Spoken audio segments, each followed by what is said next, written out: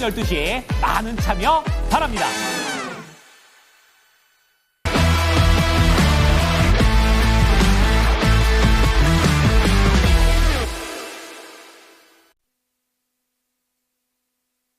네, 프로의 시선으로 이어가겠습니다. 헤르메스 스탁의 하창환 본부장과 함께하겠습니다. 어서 오세요. 네, 안녕하십니까. 네, 시장이 이렇게 강하게 조정받고 있을 때가 또 기회가 될 수도 있을 것입니다. 또 시장이 밀릴 때 크게 이유 없이 또 빠지는 종목들도 있기 때문에 거기에 대한 힌트도 오늘 좀 많이 나오지 않을까 싶거든요. 주제 먼저 확인하겠습니다. 네, 해외에서 집중하는 K-뷰티. 요즘에 뷰티 전문가이신 것 같아요. 본의 아니게 이쪽을 저희가 많이 보게 되는데 네. 뷰티 글쎄요. 저희가 또 한한령을 가장 먼저 떠올리게 되고 저희가 그렇죠. 쉬고 오면 바로 양회가 있고요. 지금 트럼프 대통령은 중국 대리에 계속해서 나서고 있는 상황이고 조금 찜찜한 게 코로나 관련된 뉴스도 계속해서 나오게 되면서 조금 복잡합니다. 네, 한한령 수혜주를 어떻게 접근을 해야 될 것인가. 차익을 실현할까 단기간에 올랐기 때문에 아니면 내가 들고 갈까? 비중 더 실을까? 고민 많으시거든요. 어떻게 보세요? 네, 좀 본의 아니게 네. 이 화장품, 한한령 주제들을 한 2, 3주 내내 좀 다루고 있는데요. 다행스럽게도 시장이 좀 좋지 않아도 잘 올라가고 있는 상황입니다. 그래서 저도 조금 고민이 돼서 이 주제를 오늘 마지막으로 좀 들고 왔는데 네. 3월 4일이 말씀해 주신 것처럼 전인대가 이제 시작이 되는 하루이죠. 그러다 보니까 중국 관련된 기대감들이 많이 높아질 수 있는 상황인데 사실 지금 한한령 해제 관련된 종목군들의 모멘텀은 그냥 단순히 이 전인대로 끝이 아니거든요. 6월까지 문화사절단도 오고 그다음에 계속적으로 이제 어떠한 이벤트들이 계속 생겨 나갈 거고 네. 또 이제 재밌는 게 6월이 넘어가면은 BTS 완전체가 또 되고 바로 맞아요, 활동한다고 맞아요. 하니까 네. 그럼 아티스트 라인업들이 좋아지면 또 이게 찍어 바르는 것도 중요하거든요. 이게 되게 중요해집니다. 그래서 그런 쪽에서 이제 뷰티 쪽이 좋아질 확률이 높아지고 있는데 재밌는 거는 좀 생각보다 많은 뷰티 기업들의 실적이 잘 나왔다는 점.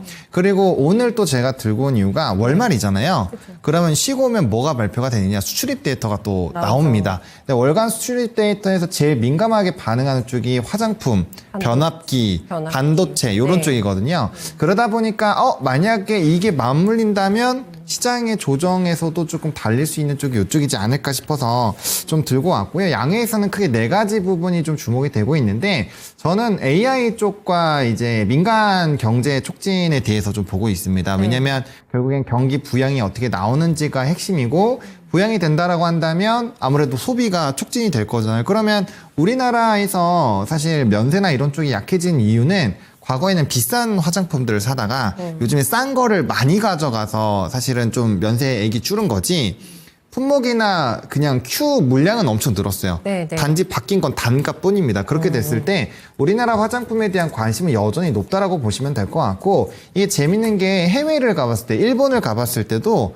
우리나라 게 더 많이 보여요. 요즘에는 줄 서서 사거든요. 중국도 마찬가지고 해외도 마찬가지입니다. 프랑스 화장품에서 절대 강자였잖아요. 요즘에 우리가 수출로 이기기도 해요. 그 정도로 우리나라가 많이 올라왔기 때문에 이런 전반적인 수요 증진은 굉장히 좀 중요하지 않을까라고 보여집니다. 그래서 일단 중국 관련된 종목군들이 움직이면 항상 가장 빠르게 움직이는 게 화장품이거든요. 아니면 국내에서 이제 상장된 중국 관련주들이 올라가거나 해서 지금 추세도 꽤 나쁘지 않은 상황이고 이렇게 시장이 2% 이상 빠지고 있는데도 오늘 플러스권인 종목군들이 꽤 있어요. 네, 중국 관련주들이 꽤 많기 때문에 이거는 확실히 기대감이 좀 높은 부분이고 대신에 또 반대 포인트로 이게 또 봐야 되는 게 뭐냐면 만약에 미국에서 오늘 엔비디아가 시간에서 조금 말아 올렸는데 만약에 오늘 PC 지표 나오면서 인플레이션에 대한 부담감이 또 빵 터졌어요. 최근 지표로 보면 사실 굉장히 보수적으로 보셔야 됩니다. 그런데 만약에 그렇게 돼서 기술주가 또 빠진다라고 한다면 사실 플러스 알파가 커지는데 또 기술주들이 말아 올리면 또 약간 애매해질 수 있거든요. 그래서 그 부분은 조금 생각하셔가지고 자금이 한정적이라서 그런 건가요? 그렇죠. 왜냐면 그래서, 우리가 이게 재밌는 게 뭐냐면 지수 얘기 잠깐만 하고 갈게요. 지수가 우리가 19일에 피크를 쳤잖아요. 이때 거래대금이 25조였어요. 코스피 코스닥. 합산해서. 합산해서. 근데 최근에 17조대로 떨어졌거든요. 줄었어요. 그럼 8조나 줄었잖아요. 보통 15조 이상일 때가 이제 도합으로 두 산업 정도가 세게 갑니다. 그리고 20조가 넘어가야 세 산업 이상 가는데 지금 쪼그라들고 있잖아요. 그럼 그 얘기는 즉슨 사는 사람보다는 파는 사람이 더 많다라는 거고 사는 거를 적극적으로 하기보다는 안 사는 사람이 더 많아진다는 거기 때문에 네네. 사실 특정 산업이 떨어지면서 지금 다른 쪽이 올라가잖아요. 대표적으로 조방변 이런 애들 얼마나 좋았어요. 근데 그들이 빠지면서 올라오는 게 전혀 없었던 중국 관련주 올라오고 네. 또 최근에 전혀 안 보이던 막 셀트리온도 한 번씩 보이고 막 이렇게 되는 거거든요. 그래서 자금의 순환이 좀 세게 나오고 있다는 점도 체크하셔야 될 것 같습니다. 네. 어쨌든 간에 지금 엔비디아에도 움직임이 굉장히 중요할 것 같네요. 자, 제한된 자금이 어디를 향할 것인가. 일단은 K뷰티 가능성 높다고 봐주셨는데 네. 이번 주에 굉장히 눈에 띈 두 종목이 있었잖아요. 네. 저희가 클래시스하고 토니모리. 실리콘투. 실리콘투. 굉장히 각자 다른 길을 가고 있는 상황 속에서 종목 선택이 굉장히 중요해야겠다. 그리고 K뷰티 안에서도 섹터가 좀 세분화되지 않습니까? 네. 어떤 쪽을 봐야 될까요? 일단은 저는 화장품을 가장 먼저 좀 주목해서 보셔야 되지 않을까 싶은데 이 전제 조건은 실적이 잘 나오는 기업 네. 혹은 이슈를 가지고 있는 종목 이렇게 보시면 될 것 같습니다. 네네. 토니모리가 이 재미있는 기업이에요. 왜 그러냐면 이 종목이 사실은 실적이 안 좋았어요. 그래서 전일 시간에서 엄청 많이 빠졌거든요. 네. 근데 지금 보시면 오늘 장중 10%, 그러니까 마이너스 5.8에서 시작해서 플러스 10.88까지 올라왔죠. 네. 근데 이 기업이 올라간 이유는 그 청아라고 예전에 24시로 굉장히 유명했었던 가수분. 네, 가수 네, 그분이 요즘에 또 메이크업 이렇게 저는 개인적으로 좀 얼굴만 춘리를 닮았다고 생각을 하는데 네. 그런 이제 메이크업을 했는데 그게 요즘 엄청 인기예요. 네. 근데 그 제품이 토니모리 겁니다. 에이.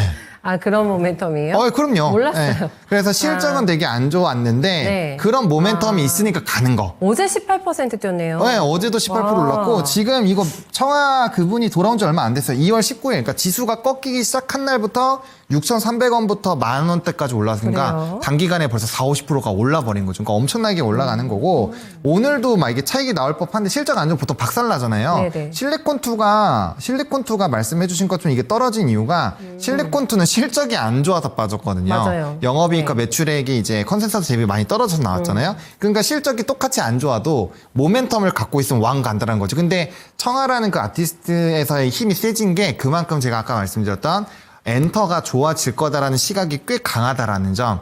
그게 이제 연결되어 있는 화장품은 더 뜰 수 있다라는 점. 그런 것들이 녹아져 있다라는 거죠. 그래서 이제 모멘텀이 명확하게 있다거나 실적이 좋은 기업을 위주로 보시는 게 좋을 것 같고. 네. 그리고 클래시스도 이게 두 가지가 있었잖아요. 클래시스도 이제 인수권, 뭐 이따가 좀 자세하게 설명드리겠습니다. 인수권 있다가 이제 차익으로 아니다 그래서 빠졌고, 그 다음에 다시 실적 기대감에서 증권가 리포트 나오면서 했는데, APR 같은 종목을 보시면, 주요 지역별 매출액이 100% 이상씩 올라요. 거의 평균이 한 130% 정도 늘어났거든요. 네, 네, 네. 그러니까 그런 기업들 같은 경우는 주가가 왕하고 올라갔잖아요. 그래서 이렇게 수출 지역이 다변화가 되어 있고 주요 지역에서 성장이 명확하게 나오는 기업들은 하나의 매력도가 있을 수가 있다. 그리고 그것마저도 잘 모르시겠다라고 한다면 과거 중국 관련된 이벤트가 부각될 때마다 네. 같이 이제 막 왕하고 올라가는 종목들이 있어요. 예를 들면은 뭐 이제 이츠한불 막 이런 종목군들 있잖아요. 네. 에이브레인시 뭐 이런 종목군들. 그럼 중국 좋을 때 항상 가는 종목군들이거든요. 그래서 그런 종목군들을 관심 종목으로만 넣어 놓으셨다가 네. 중국 관련주가 딱 달릴 때 짧게 한 숟가락만 전법으로 갔다 오는 것도 나쁘진 않다. 이렇게 좀 설명을 드리고 싶습니다. 네.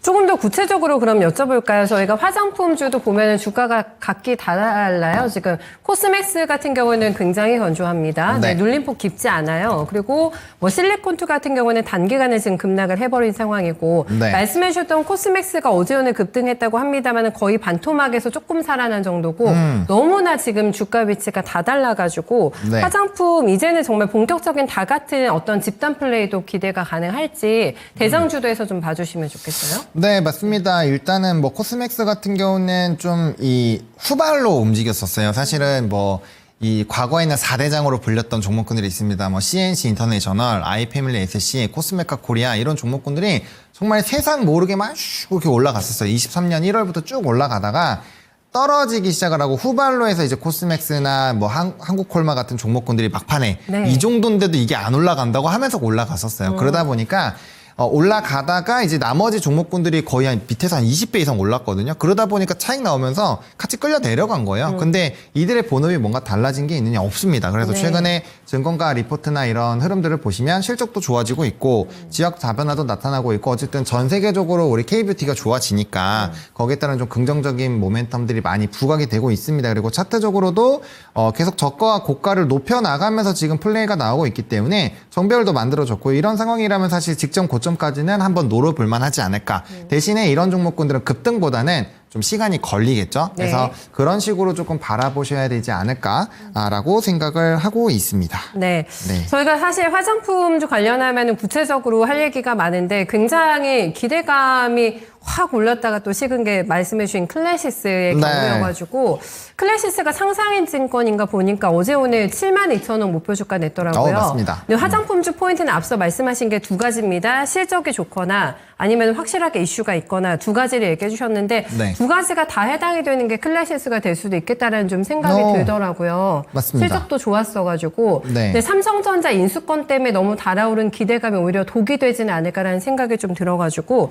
어떻게 봐야 됩니까, 클래시스? 맞습니다. 그 이슈는 사실 어떻게 보면은 이제 고가권에서 물량 소화를 하게끔 만드는 주 요인이 됐어요. 사실 그 이슈가 없었다라고 해도 증권가 리포트 그 말씀해주신 6만 원에서 7만 2천 원 목표가 상향한 리포트 말씀하시는 거잖아요. 네. 그 리포트를 읽어보시면 이 클래시스도 이거 가야 되겠다 이런 생각이 들어서 어차피 주가가 올라갔을 텐데 하필이면 삼성전자 인수권이 나오면서 특히나 이게 그냥 기업이 움직이는 게 아니라 삼성이 움직이는 거잖아요. 이게 삼성이 움직이면 장난이 아니라는 거를 레인보우 로보틱스에서 우리가 이미 봤단 말이에요. 네. 그러면 당연히 그 탐욕스러운 마음이 생길 수밖에 없죠. 그런 물량이 들어왔고 이게 거래량이 엄청났죠. 네, 뭐 거의 2000% 이상 터졌으니까 네. 평균 거래량이 20배가 털려서 이제 위에서 물려 있는 거예요. 그러다 보니까 전일에 좋은 스토리가 나왔음에도 불구하고 좀 물량 소화를 했고 오늘은 좀 빠지고 있는 거거든요. 근데 이 클래시스도 그렇고 제가 아까 APR을 말씀드린 이유도 다 마찬가지입니다.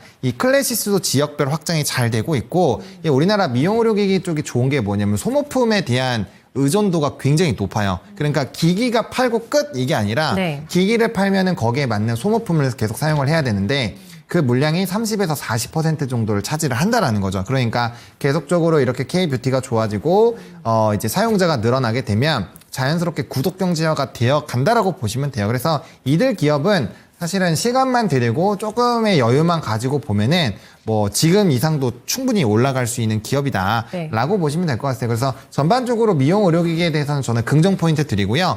나머지 종목군들 대부분 다 비슷해요. 기업별로 대부분이 이제 그 소모품 비중이 30에서 40%고 대부분이 다 주요 지역에서의 매출액이 확대가 되고 있고요. 그리고 루트로닉이나 이런 종목군들이 그 기업 그 매수가 들어오면서 이탈이 돼버렸잖아요. 자진 상패로 해서 사실 갈 데도 별로 없어요.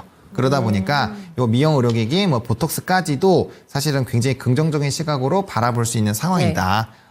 라고 보시면 될 것 같습니다. 그럼 짧게 하나만 더 질문 드리면은 클래시스가 사실 뭐 야망을 품을 수 있는 종목이라고 레인보우 로보틱스의 움직임을 저희가 봤기 때문에 지금 이슈 때문에 들어가신 분들의 거쳐 고민이 상당하실 것 같아요. 오늘도 주가 네. 많이 빠졌거든요. 들어가신 분들께는 어떤 조언 해주시겠어요? 사실 이제 만약에 언제 어떻게 들어갔는지가 핵심인데 뭐 단기적으로 아직까지는 이격이 좀 벌려져 있지만 뭐 이슈나 사실 증권가에서 굉장히 긍정적인 모멘텀을 하고 있고 사실상 진짜 미용 의료기기 공부해 보시면은 뭐 나쁘지 않다라는 생각이 드실 겁니다. 그래서 좀 네. 과하게 들어가셨기 때문에 약간의 변동성을 감수를 하셔야 돼요. 그게 싫으시면은 네. 본전권에서 비중 조절하셨다가 조금 내려왔을 때 더 사시면 되는 거고요.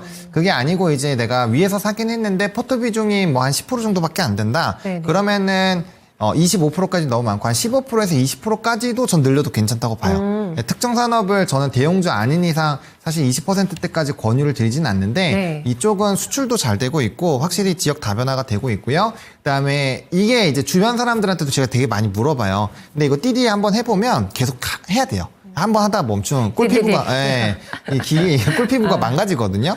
그래서 이거 계속 네. 해야 되기 때문에 제가 봤을 때는 조금의 시간만 들이면 나쁘지 않을 것 같다 네. 정도로 말씀을 드리겠습니다. 네, 중독성, 네, 구독 경제라고 얘기하신 그렇죠, 것과 일맥상통을 하게 됩니다.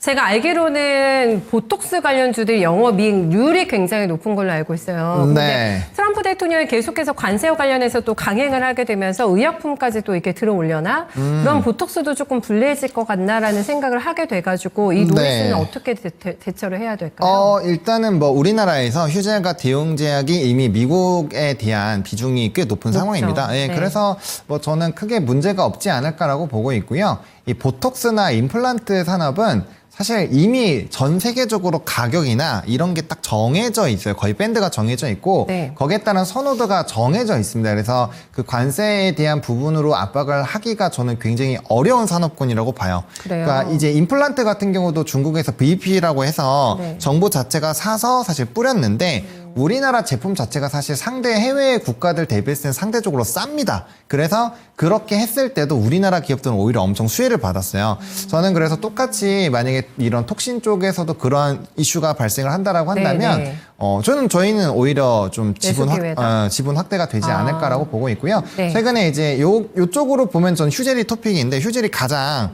주가 추이도 나쁘지 않고 실적도 괜찮고 또 목표 주가도 괜찮아요. 네. 그리고 이들에 대한 전반적인 뷰를 되게 좋게 말씀을 드린 이유는 사실 이 균주 전쟁을 벌써 3차, 4차 막 이렇게 하고 있는데 그게 최근에 또 한번 끝났어요.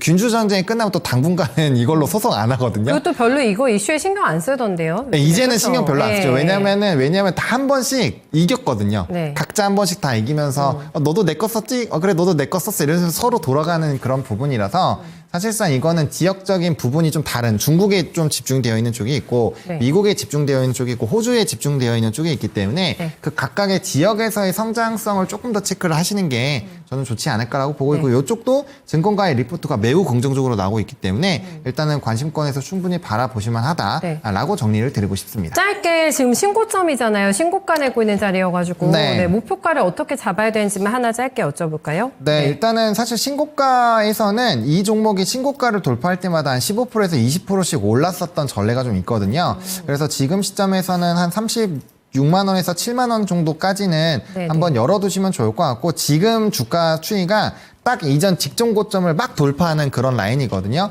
그래서 지지 여부가 굉장히 중요하기 때문에 네. 요 31만 2천 원부터 32만 원 이 밴드가 굉장히 중요한 라인이고요. 만약에 이 바로 오늘 이런 얘기를 들으시고 매수를 하시는 분들은 31만 2천 원이 손절 라인이 되겠죠. 그리고 보유하고 계신 분들은 이쪽이 약간의 비중 조절 라인으로 보시면 될 것 같고 네. 돌파 이후에 다시 떨어져서 주가 떨어지면 거기서 다시 물량 모으시면은 괜찮을 것 같다라고 말씀을 드리겠습니다. 네, 알겠습니다. 네, 오늘 말씀 고맙습니다. 네, 감사합니다.